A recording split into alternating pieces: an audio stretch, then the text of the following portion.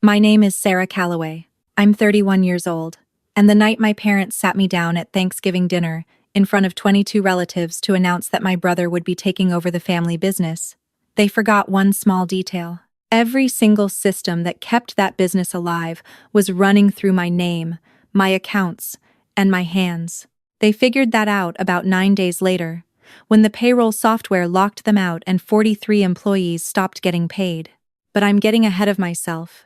My family owns Callaway Kitchens, a regional catering company my parents built from a single commercial kitchen in Columbus, Ohio, into a mid-sized operation handling corporate events, weddings, school meal programs, and private parties across 3 counties. On the surface, it sounds like a success story, and in some ways it is. My parents worked hard. I won't take that away from them. What I will say is that there is a significant difference between building something and sustaining something, and for the past 6 years, sustaining Callaway Kitchens had quietly and completely become my job. I am not a chef. I have never claimed to be one. My parents never asked me to cook. What they asked me to do, starting when I was 24 and fresh out of a computer science program with a focus on systems administration, was help them replace a spreadsheet with actual software. That was the original ask. Just fix the scheduling, they said. Just set up something better than a whiteboard and a prayer. 6 years later, I was managing their entire digital infrastructure. The catering management platform, the payroll system, the health code compliance database, the food handler certification tracker, the client contract portal, the vendor payment accounts, the liability insurance renewal calendar, the county health inspection filing system, and the employee scheduling software that 43 people depended on to know when and where they were working every week. I had also spent the better part of 2 years building a client relationship database from scratch after my parents lost a 5-figure corporate contract because nobody could find the renewal date for the service agreement. I did all of this while working full-time as a systems administrator for a logistics company downtown. I did it on weekends, on evenings, on lunch breaks, and on the kind of mental overhead that never fully clocks out even when your body is somewhere else. My parents described this to relatives as me being good with computers. My brother, who is 3 years younger than me and has never held a salaried job for longer than 14 months, was described as the heart of the business. He had a gift for people, they said, a natural instinct for client relationships, a presence that customers trusted. What he had, specifically, was the ability to show up to tastings and charm whoever was in the room, then disappear before the cleanup started. I want to be honest about something before I go any further. I am not a perfect person. I stayed in this dynamic longer than I should have, partly because I loved the business in the way you love something you helped build, and partly because I was raised to believe that family loyalty looked like showing up without being asked and leaving without being thanked. I thought I understood the deal. I thought that if I just kept the systems running cleanly enough, the gratitude would eventually become visible. That is not how it went. Tell me something before I keep going. Where are you watching from right now, and what time is it there? I'm genuinely curious how far this story travels. The Thanksgiving dinner happened at my aunt's house, which I should have recognized as a staging choice. My parents had hosted Thanksgiving themselves for the past 8 years. Choosing my aunt's house, where more of the extended family would be comfortable, where my father had room to stand and address everyone without it feeling like a kitchen announcement, was not an accident. I noticed it then, the way the evening had a slightly rehearsed quality. My father poured wine earlier than usual. My mother kept glancing toward him the way people do when they're waiting for a cue. My brother arrived in a button-down shirt, which for him qualified as a costume change. The announcement came between the main course and the pie. My father stood up, tapped his glass once, and smiled the smile he uses when he wants an audience to feel like they're witnessing something historic. He said that after much thought and planning, he and my mother had decided it was time to formalize the leadership of Callaway Kitchens. They were not retiring, he said, but they were stepping into an advisory role. The future of the company, he said, would be guided by someone who had grown up inside it, who understood its people and its culture, who was ready to take it to the next level. He meant my brother. Everybody clapped. My brother did the thing where he looks down modestly and then grins, and my mother put her hand on his arm like he had just accepted an Oscar. Nobody looked at me during the announcement. I noticed that specifically. The way the room arranged itself around the news, the congratulations, the toasts, the stories about my brother helping out at events when he was younger, and nobody looked at me. Not to include me in the moment, and not to acknowledge that I was sitting 4 chairs away watching the company I had spent 6 years holding together get handed to someone who couldn't log into the client portal without calling me first. Then my mother did look at me. She said, and I want to be precise about this because the words still feel very specific in my memory. She said, "Sarah can keep helping out with the tech stuff in the background, the way she always has." She said it warmly. The way you'd reassure a child that they still have a role in the school play even though they didn't get the lead. Background, the way she always has. I did not make a scene. I did not cry or argue or flip a single item on the table. I picked up my wine, took one very slow sip, and decided something quiet and final in the middle of that dinner.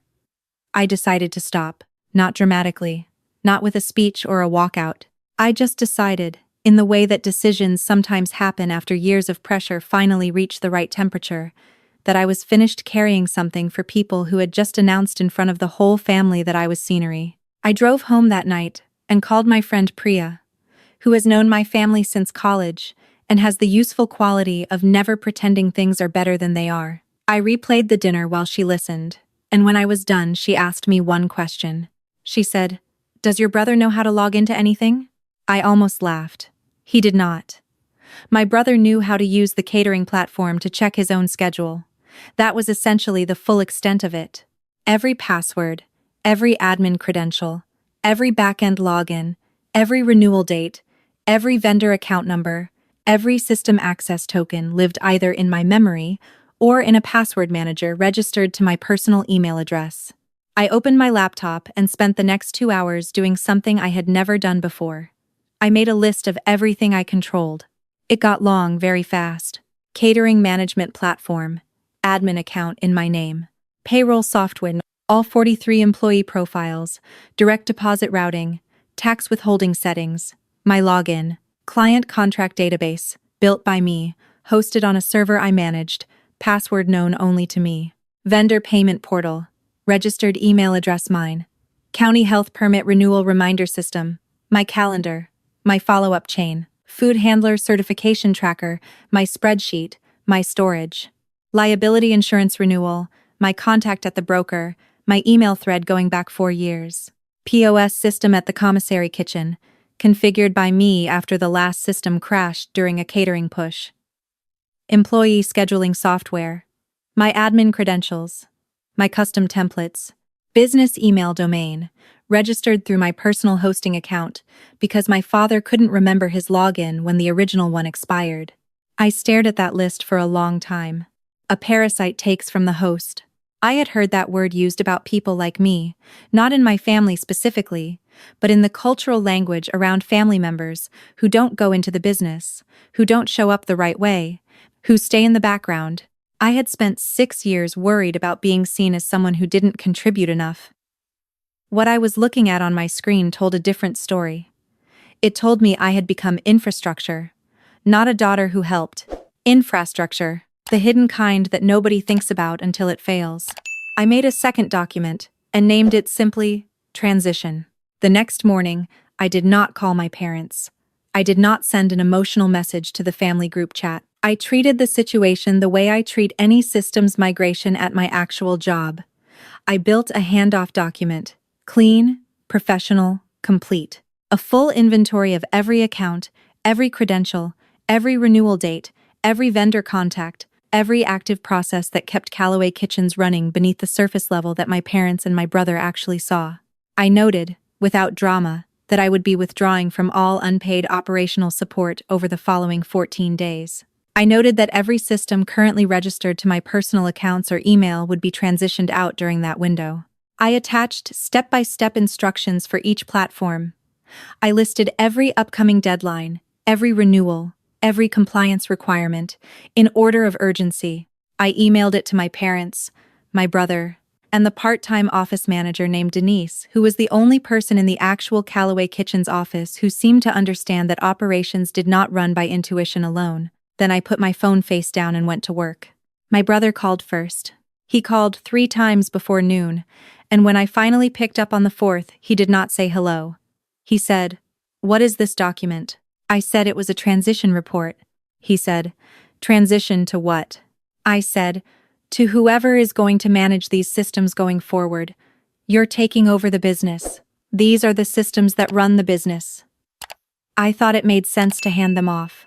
He was quiet for a moment. Then he said, "Can't you just keep doing it like you always have?" There it was. Can't you just... 6 years of Saturday afternoons and missed dinners and mental load and vendor calls folded into one sentence. Can't you just keep being invisible while we take credit for the visible parts? I told him I thought he should read the document carefully and let me know if he had questions about specific items. He said this was unnecessary and that I was being dramatic about nothing. I said, "Page 3 has the payroll login steps. The next payroll run is in 11 days. You'll want to get familiar with it before then." He hung up. My mother's message came an hour later.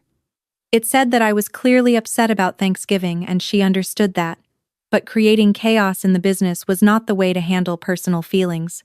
She said we could talk about giving me a more formal role if that was what this was about. She said she hoped I would think about the employees who depended on the company. I had thought about the employees. I had thought about them carefully when I built the handoff document. The transition report had everything anyone needed to keep those systems running. I had not set a trap. I had handed off a map. Whether anyone chose to read it was not my responsibility. I did not respond to my mother's message. My father called that evening and used the voice he saves for when he has decided something is resolved. The steady, authoritative tone that usually ends discussions before they start. He said, "Sarah, whatever point you're making, you've made it. Now let's talk practically. What do you need to feel included?" What I needed was not to be announced as background scenery in front of 22 people on Thanksgiving. What I needed was to not have 6 years of unpaid systems work described as helping out with the tech stuff. What I needed was for one person in my family to ask what I actually did before deciding who the business belonged to. I told him I didn't need anything.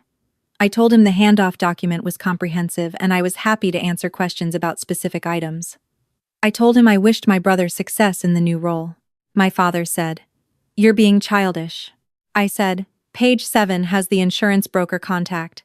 The renewal window opens in 6 weeks. He hung up with considerably less patience than my brother had. Over the next several days, I worked through the transition the way I would handle any systems migration. Methodical, documented, no drama. I changed the admin credentials on the catering management platform and emailed the new temporary password to my brother with instructions to set up his own login. I removed my personal card from the vendor payment portal and emailed the account details to the office manager with a note about upcoming invoices. I transferred the business email domain to a hosting account registered to my parents' business email address, which took 2 days because nobody could find the original account credentials. I forwarded the health permit renewal chain to the office manager with all the necessary contact information and filing deadlines highlighted. I exported the client database, packaged it with documentation, and transferred it to a shared drive my brother now had access to. Every step was reversible. Every step was documented. I was not burning anything down. I was simply removing myself from the foundation of something that had just publicly announced it didn't need me. On the 8th day, my cousin Lynette called me. She had been at Thanksgiving. She had watched the announcement from across the table and told me afterward, in the car while we waited for the others, that it felt off to her. She was the one person who had texted me the next morning to ask how I was doing. She said, "Your mom forwarded your email to basically the whole family and is telling everyone you're trying to sabotage the business because you're jealous of your brother." I asked her what people were saying. She paused. Then she said, "Some of them are asking questions your mom doesn't have great answers to." I asked, "Like what?" She said, "Like what exactly you actually did for the company. Because apparently the honest answer is making your mom very uncomfortable." I thanked her, hung up, and noted the new development the same way I had noted everything else that week, without reaction, with documentation. On the morning of the 9th day, the payroll run that was scheduled for that Friday suddenly became very real in a way it had not been before. The call came at 8:43 in the morning from the office manager, Denise, who had the specific quality of a person who knows exactly what is happening and refuses to pretend otherwise. She said, "I need you to know that your brother tried to run payroll this morning and got locked out of the system after 2 failed login attempts. The temporary password you sent him doesn't match what he typed. And your parents are telling people the software is having a technical issue." I was standing at my kitchen counter with my coffee, and I looked out the window at the gray December morning for a long moment before I answered. I said, "The software is not having a technical issue." She said, "I know," I figured. I just needed to hear it. I asked her where the transition document was. She said she had it open in front of her. She said nobody else had looked at it. I told her the payroll login steps were on page 3 and the account recovery option was outlined in the footnote at the bottom. She said thank you. Then she said, "For what it's worth, I have been here for 4 years, and I knew what was keeping things running." I told her I appreciated that more than she knew. Within the hour, my phone filled with calls. My brother, 3 times. My mother, twice. My father. My brother again from a different number. My mother from the house phone. By 10:30, I had 14 missed calls and 4 voicemails. In the first voicemail, my mother sounded annoyed. She said I needed to stop whatever I was doing and help them sort out the software before people missed checks. In the second, she sounded louder. In the third, something had shifted. She still wasn't apologizing, but the tone had changed from authority to urgency, which is a different thing entirely. She said, "Employees are going to be affected by this. Real people who did nothing wrong. If you care at all about this family, call us back." That sentence, I have noticed, is the structural cousin of a sentence I have heard in many forms over many years. Do it because you're family. Stay because we need you. Be useful, because that's what you are. I did not call back. I did forward the payroll recovery steps to Denise directly, with a note that she was welcome to walk anyone through them. The steps were all there. Page 3. Everything they needed was in the document I had sent 9 days ago. Whether anyone had read it was not my fault.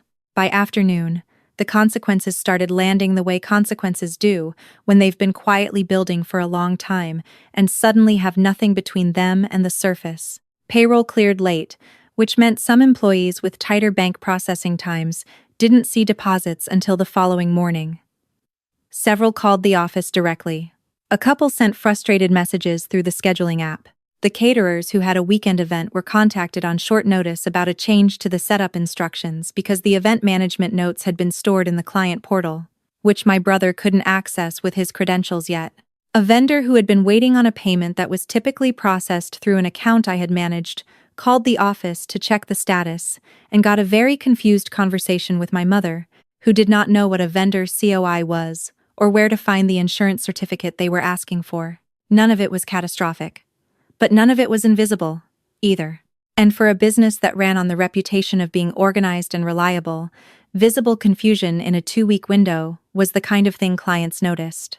On the evening of the 10th day, my father called and the voice was different. Not the authoritative one, not the dismissive one, the one underneath those, which I had heard maybe 4 times in my life. The one that meant something had genuinely surprised him. He said, "I think we need to sit down together. The whole family. I want to fix this." I asked what he wanted to fix. He said the situation. I asked him to be specific about which part of the situation he meant. He was quiet for a moment. Then he said, "All of it. Come to the house Sunday. We'll get everyone together and work this out." I said, "Last time you got everyone together, you announced the business was going to my brother." He said, "I know. Come anyway." I called Priya after we hung up. I read her the conversation. She listened, and then said, "They want to pull you back in before the damage becomes permanent." I said I knew. She said, "So why are you going?" I said, "Because I want something specific on the record, in front of people, the same people who were at Thanksgiving." She said, "Then go prepared." Sunday came gray and cold. My parents' house had the same warmth it always has in winter. The good candles lit, the good dishes set out, the deliberate effort to make the building itself feel like everything is fine. 15 people were there, some of the same relatives from Thanksgiving. My aunt, my cousin Lynette, 2 of my uncles, my parents, my brother, who hadn't looked directly at me since the announcement. My father opened with the version of events he had decided on. He said there had been a miscommunication about roles and responsibilities. He said transitions in family businesses were always bumpy. He said he hoped we could talk through the practical matters and find a structure that worked for everyone. I let him finish. Then I put a folder on the table. I said, "Before we talk about structure, I want to make sure everyone in this room understands what we're actually talking about." My mother said, "Sarah, we don't need to make this into a presentation." I said, "I think we do, actually, because the last family meeting ended with me being described as background support in a company I've been operating for 6 years, so I'd like to be specific this time." I started passing copies around the table. The same document I had sent on day 1, but printed, with the key sections tabbed. My father said, "That's not necessary." My uncle, the one who had asked the most questions at Thanksgiving, picked up a copy and started reading. I walked through it, calmly, the way I would walk through a systems audit with a new client, not emotionally, not as a daughter trying to prove she matters, as the person who built and maintained the infrastructure of a business that 14 people in this room thought ran on my brother's personality and my father's vision. I showed the payroll system documentation, the direct deposit routing I had configured, the tax withholding setup I had maintained across 43 employee profiles for 3 years. I showed the client database I had built from scratch after the lost contract, the one that now held over 200 active client relationships, renewal dates, event histories, and communication logs. I showed the health code compliance chain, the food handler certifications I had tracked to make sure nobody was scheduled to handle food at a licensed event with an expired certification, because that was the kind of thing that triggers county violations, and county violations close businesses. I showed the insurance correspondence going back 4 years, the claims, the rider updates, the renewal windows I had calendared so they never lapsed between events. I showed the vendor payment records and the outstanding invoices that were now sitting unchecked because the account had been in transition for 10 days. My brother said, halfway through, "This is a little dramatic for what is basically an IT job." I looked at him and said, "The payroll software is IT. The compliance tracking is legal exposure management. The insurance maintenance is risk mitigation. The client database is your entire revenue history organized into something functional. If that's just IT to you, then you understand now why the last 10 days went the way they did." He didn't answer that. My mother tried a different angle. She said I had always been willing to help before, and she didn't understand why I was making this so hard now. She said family businesses depend on everyone contributing. I said, "I want to ask you something. When you announced at Thanksgiving that my brother was taking over the business, did you know what systems he would need access to in order to do that?" She said, "We assumed the transition would be handled." I said, "Handled by whom?" She didn't answer. I said, "By me? In the background? The way I always have?" My uncle set his copy of the document down. He said, "Carol, did you know she was managing all of this?" My mother said, "She handles the tech side." He said, "The tech side includes payroll." She said, "We knew she helped with that." My Aunt Lynette's mother, who I'd always liked but rarely saw, said very quietly from the end of the table, "You called her background support at Thanksgiving in front of all of us." The room went still in the way rooms do when something true has been said without decoration. My brother tried to recover the moment. He said, "Look, the point is, we want to move forward. Can we talk about compensation, a formal role, whatever makes sense, and get things back on track?" I noticed the order of that sentence. Move forward first, compensation as a gesture, get things back on track as the real goal. He still thought this was a problem with a quick fix, that if they offered me a title and maybe a check, the systems would start running smoothly again because I would start running them. I said, "I appreciate that, but I want to address something first." I looked at my parents. I said, "At Thanksgiving, you told everyone in that room that I would keep helping in the background, the way I always have. That is how you described 6 years of work, background. I want that corrected. In this room, in front of the same people." My mother opened her mouth and then closed it. My father looked at the table. My aunt said, "Well, that does seem fair." My cousin Lynette said, I mean, she built their whole client system. I think that's worth saying out loud. My brother made a sound that was somewhere between a sigh and a laugh. He said, Fine. Sarah does a lot. Nobody's denying that. I said, I'm not asking you. I'm asking them. My mother looked at my father. My father looked around the room and seemed to calculate something. Then he said, You have contributed significantly to this business. More than we communicated at Thanksgiving. That was handled poorly. It wasn't a full apology. It wasn't even close. But it was a correction, in front of witnesses, which was exactly what I had come for. I said, Thank you. Then I pulled one final item from my bag and handed it to Denise, who had come at my request and who I trusted to do something honest with it. I said, This is the complete handoff documentation, updated as of this morning. Every active system, every credential, every upcoming deadline, every vendor contact, everything I have been managing is in here, page by page, step by step. I said, Nothing in that packet requires me. It requires someone to read it and take responsibility for it. My brother said, So that's it? You're just leaving? I said, I'm returning ownership to the owners. You're welcome to call me if there's something genuinely unclear in the documentation. But I'm not going to be the invisible infrastructure of a business that introduces me as background support. My mother started to say something about employees, about the upcoming winter event season, about how this affected real people. I said, Everything those real people need is on page 4 through 14 of that document. Denise has a copy. The systems are all accessible. I handed them over in working order. I picked up my bag. My father said, I hope you'll reconsider. At least through the holiday season. I said, I think you'll figure it out. And I left. The parking lot was cold enough that my breath fogged up in front of me, and I sat in my car for a few minutes before starting the engine. Not because I was uncertain, because I needed to let the weight of the last 2 weeks finish settling before I drove. I have a particular kind of grief, for things that cost you without ever quite paying you back. Not the loud grief, the quiet kind that lives in the space between what you gave and what you were told it was worth. The weeks that followed were not a dramatic collapse of Callaway Kitchens. My family is not incompetent, and Denise is good at her job.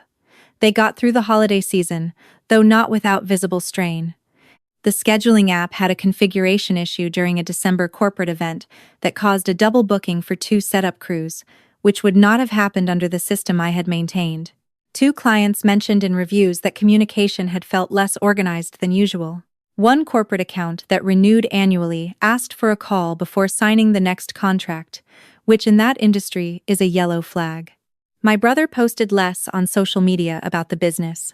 My mother stopped tagging the company in her holiday posts the way she used to. My father called me once in January to ask a specific question about the insurance renewal, and I told him the broker's name was on page 9 of the handoff document and gave him the phone number from memory because I still had it, because I had cared about that company for a long time. I did not go back. What I did instead was take on a project I had been putting off at my actual job for 8 months because my weekends were always occupied. I built a process automation system for a department that had been running on manual input for years, and my manager put my name on the presentation he gave to the executive team. My name. Specifically. Not just my department. I noticed how that felt. I noticed it very deliberately. 3 months after the Sunday meeting, my cousin Lynette texted me a screenshot. It was a post in a local business owners group that my uncle had apparently joined, where someone had asked for recommendations for a catering company for a spring fundraiser. 3 people had mentioned Callaway Kitchens. One person had replied, I heard they had some operational issues lately. I'd confirm they've sorted it out before booking. Lynette's message just said, Thought you should see this. I thought about the version of me who would have immediately called my parents to warn them, to offer to help manage the reputation issue, to be useful before being asked. That version of me had lived in that family's systems for a long time. I put the phone down and made dinner instead. My mother sent me a message in February. It was 3 sentences. She said she had been thinking. She said the way things had been set up for years wasn't fair to me. She said she hoped I was doing well. No mention of the Thanksgiving dinner. No mention of the parasite word she hadn't technically said but whose spirit had been present in every version of background and tech stuff and the way she always has for years. No mention of the role she had assigned me, which was to be essential and invisible at the same time. 3 sentences was what 6 years came out to, wrung through consequences. I read it twice. I didn't answer. My brother's message came a week later and was longer, which surprised me. He said he hadn't understood the scope of what I managed. He said Dad still didn't fully understand it, but he was starting to. He said they had hired a part-time operations coordinator, which was a sentence that told me more than he probably intended. It told me that what I had been doing was, in fact, a job, a real one, with a salary and a title and presumably a person who expected to be paid for it. He said he guessed he owed me an apology for the Thanksgiving thing. He guessed. I wrote back one line. I said, "I'm glad things are more organized. The strangest part of all of it, the part I keep coming back to, is that my parents organized a family dinner to announce the future of their business, and they did it without telling the one person who is currently operating it. They looked around the table at their vision of the company, and they saw my brother's smile and my father's plan and my mother's pride and the warm light over the dining room table. They did not see the payroll software. They did not see the compliance tracker, or the insurance renewal calendar, or the vendor portal, or the 43 employee profiles, or the client database, with 200 relationships and 6 years of history. They did not see any of it, because I had built it to be seamless. I had done my job so well that it became invisible. And then I became invisible inside the invisibility. Until the moment they announced publicly that invisible was exactly where I would stay. The thing about infrastructure is that you never notice it until it's gone. You don't think about the pipes until the water stops. You don't think about the network until the internet goes out. You don't think about the person who kept everything running until they stop running it. And then suddenly, every deadline and vendor call and compliance requirement that had been quietly handled for years shows up at the door all at once, wearing a very impatient expression. I didn't burn anything down. I didn't expose them publicly, or take any clients, or call anyone in the local press. I just picked up everything I had been carrying and put it back where it belonged, with the people whose name was on the door. I stopped being the thing they were standing on, and they felt the ground for the first time. Denise called me in the spring, not about the business. She had left Callaway Kitchens in January for an operations role at a larger company and wanted to know if I'd be a reference. She said, "Whatever you built over there, it held for a while after you left." She said, "That's usually the best thing you can say about someone's work. It holds." That was the closest thing to a review I ever got from 6 years of showing up. I'll take it. The antagonists in this story are not villains in the cinematic sense. They are something more ordinary and more damaging. They are people who learned to treat one person's competence as a permanent resource and their love as a revolving door that only opened in one direction. They didn't disrespect me out of cruelty. They did it out of assumption. They assumed I would always be there because I had always been there. They assumed invisible was sustainable because nobody told them otherwise. Until someone did. The lesson is not that families are always broken, or that helping is always dangerous. The lesson is that contribution without acknowledgement is a slow erosion, and the moment someone tells you publicly that your place is in the background, you are allowed to believe them. You are allowed to step back from the background entirely and see what the foreground looks like on its own. Sometimes the most powerful thing you can do is simply stop carrying what was never yours to carry alone.